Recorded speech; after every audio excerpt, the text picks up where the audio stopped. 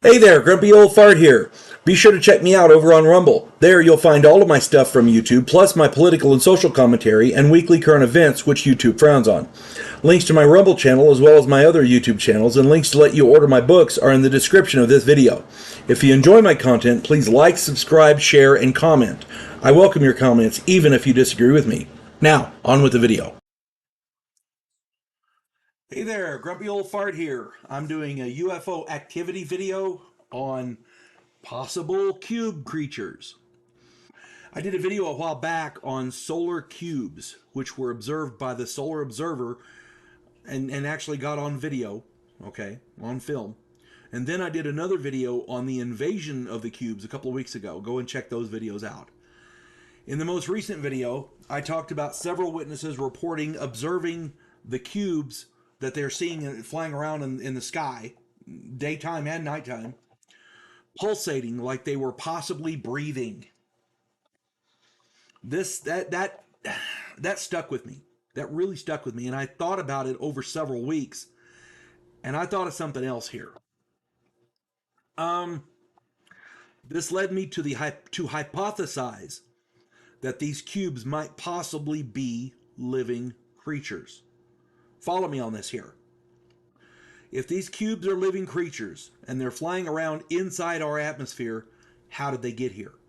They were observed entering and leaving our atmosphere, so it is reasonable to assume, I believe, that they are capable of space flight. If that is the case, or perhaps they are the same type of creature, if that is the case, perhaps they are the same type of creature as was observed by the Solar Observer.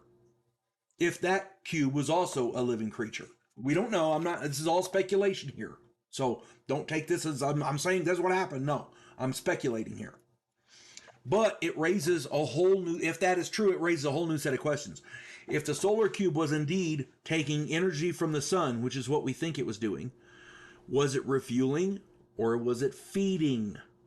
A living creature that is capable of flying through space would need to consume energy, possibly.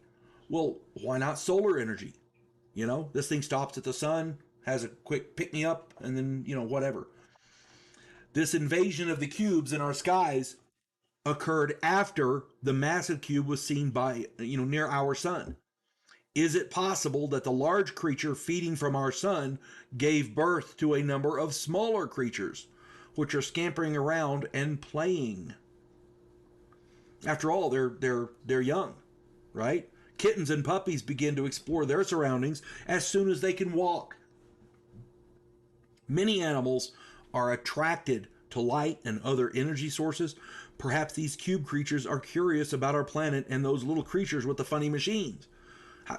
What do we know? How do we know how they think? We don't know.